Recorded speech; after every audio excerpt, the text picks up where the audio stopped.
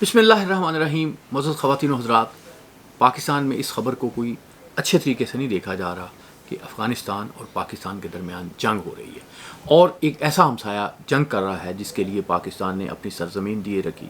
30-40 लाखों को लाख जो अफराद थे उनकी मेज़बानी की और पाकिस्तान में का जो एक माशरती ढांचा है उसमें बहुत सी बुराइयां भी आईं और उन पर इल्ज़ाम लगाया जाता है कि उसकी वजह ये थी कि पाकिस्तान ने अफ़गानों को यहाँ पे पनाह दी, अफ़गानों के साथ खड़े हुए। और अफ़गानों को ये बात भी नहीं भूलनी चाहिए कि अगर तालिबान की हुकूमत काबुल में कायम हुई है तो उसकी बहुत बड़ी वजह ये थी कि तमाम तर अमरीकी प्रेशर के बावजूद, तमाम तर दुनिया के प्रेशर के बावजूद बड़ी हद तक अपने आप को ख़तरे में डाल के, अपनी सालमियत को ख़तरे में डाल के अब पाकिस्तान ने अफ़गानों की जो है वो सपोर्ट की और तालिबान की सपोर्ट की और ज़ाहिर है कि फिर वो लोग जो हैं वो काबुल पे जो है हुक्मरान हुए। लेकिन अब जब वहाँ की पे हुक्मरानी कायम हो गई तो बदकिस्मती से पाकिस्तान और अफ़गानिस्तान के जो तल्लुकात हैं उनका बहुत बुरा दौर शुरू हुआ। वहाँ अफ़गानिस्तान की सरज़मीन से जो पाकिस्तान के इदारे बताते रहे हैं, सबूत भी देते रहे हैं, वो ये कि हमले होते रहे हैं। जब ये दोहा मुआहदा हुआ तो एक अफ़गान हुकूमत पे एक ज़िम्मेदारी डाली गई कि उसकी सरज़मीन जो है वो किसी दूसरे मुल्क के ख़िलाफ़ इस्तेमाल नहीं होगी। अफ़गानों ने शायद इसका मतलब ये निकाला कि ये मुआहदा जो है ये शायद अमेरिका तक महदूद है कि हमारी जो सरज़मीन है अमेरिका के ख़िलाफ़ इस्तेमाल नहीं होगी। लेकिन ये सरज़मीन जो है अफ़गानिस्तान की वो इस्तेमाल हुई पाकिस्तान के ख़िलाफ़। पाकिस्तान में ये अभी जो साल गुजरा है इसमें कोई 2000 से ज़्यादा लोग जो हैं वो शहीद किए हुए हैं।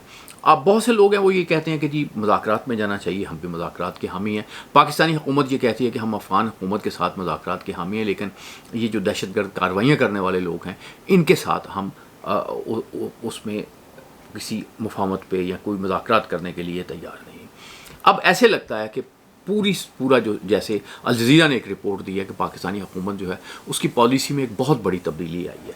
पहले तो ये होता था कहीं अटैक होता था, उसके बाद पाकिस्तानी इदारे टारगेट ऑपरेशन करते थे और ये सारी चीज़ें होती नहीं। लेकिन अब ये लगता है कि बिल्कुल क्लियर कर दिया गया है कि अगर पाकिस्तान के अंदर अफ़गानिस्तान की सरज़मीन से अटैक्स होंगे तो फिर वो पाकिस्तान जो है उस पर बड़ा एक्टिवली जो है वो हमले करेगा। अब आपने देखा है ख़बरें आई हैं कि काबुल पे अटैक्स हुए हैं, कंधार पे अटैक्स हुए हैं, अफ़गानिस्तान के अंदर बहुत सी जगहों पे अटैक्स हुए हैं और इनका ज़ाहिर है कि एक मामला जो है वो उसके असरात भी पड़ेंगे, पॉलिसीज़ पे असरात भी पड़ेंगे। बहुत से लोगों का ख्याल है कि जो अफ़गान तालिबान है वो पाकिस्तानी तालिबान के साथ कोई यानी उन पर प्रेशर नहीं डाल सकते कि आप ये कार्रवाइयाँ ना करें।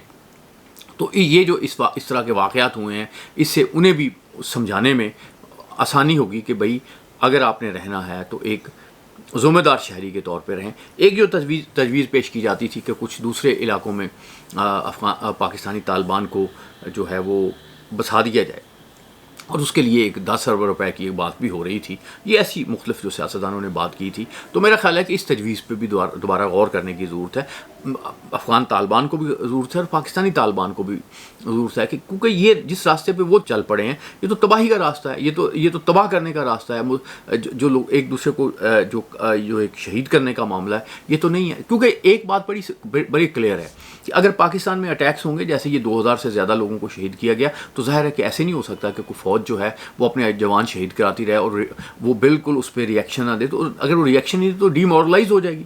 उसको तो ये रिएक्शन देना जो है ना उसका मोरल बूस्ट करने के लिए ज़रूरी होता है। ऐसे ही होता है ना, आप ये जो लड़ने वाले लोग हैं ये जानते हैं।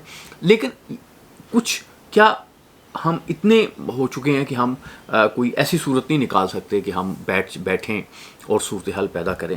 कुछ लोग बड़े शिद्दत पसंद हैं, वो इस पे इसरार करते हैं कि आप कितनी भी मुज़ाकरात कर लें, कुछ भी कर लें, आप किसी ख़तरनाक वाक़े की तरफ बढ़ रहेंगे। ये जब वो उसमें स्कूल का वाक़या पेश आया पेशावर में, बच्चों को जब शहीद किया गया तो उन्होंने कहा वो उसकी वजह बुनियादी तौर पे ये थी कि आप मुज़ाकरात कर रहे थे और वो आहिस्ता आहिस्ता किसी ख़तरनाक कदम की तरफ बढ़ रहे थे।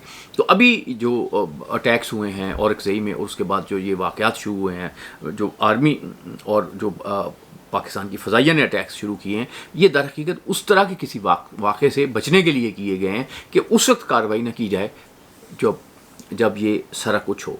तो लेकिन अभी भी पाकिस्तान जो है वो मुज़ाकरात करना चाहता है अफ़गान हुकूमत के साथ, अफ़गान हुकूमत जो है उसको भी थोड़ी सी चीज़ों को सोचना चाहिए, क्योंकि अब हुकूमत के तौर पे आपको एक रिस्पॉन्सिबल रवैया जो है अख्तियार करना पड़ता है। और अफ़गान हुकूमत का ये जो दावा है ना कि हमने अपनी ज़मीन जो है किसी को इस्तेमाल करने नहीं देनी, तो उस दावे को फिर उसने साबित भी करना है, उसको आगे भी लेके जाना है, वगरना ये दावों का कोई मतलब नहीं होगा।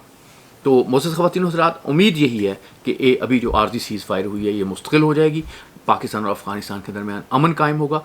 वो जिन लोगों का ख्याल है कि मुज़ाकरात एक हल है, उनको भी आगे आना चाहिए, क्योंकि कई तरह से चीज़ें चल रही होती हैं, कोई एक तरह से मामला जो हैं हुकूमतों के तय नहीं होते। तो मैं समझता हूँ कि जितने भी पुरअमन तरीके से पाकिस्तान और अफ़गानिस्तान के मामला बेहतर हों और अमन कायम हो, वो इस पाकिस्तान के लिए बेहतर नहीं है, वो इस पूरे खिते के लिए बेहतर है। सिर्फ इस सारे कदम से दुनिया भर में सिर्फ एक मुल्क खुश है और बहुत खुश है, और वो है भारत। लेकिन भारत को ये समझना चाहिए कि अगर ये फसाद फैला तो उसकी सरजमीन जो है वो महफूज नहीं रह सकेगी। भारत इसलिए महफूज है कि पाकिस्तान है, क्योंकि जो भी अफ़गानिस्तान से मसले पैदा होते रहे हैं, जो भी मसले पैदा होते हैं, पाकिस्तान एक तरह से उनको शील्ड के तौर पे बचाता रहा है इंडिया को। इंडिया को ये एक ज़मीनी हकीकत जो है उसको समझना चाहिए।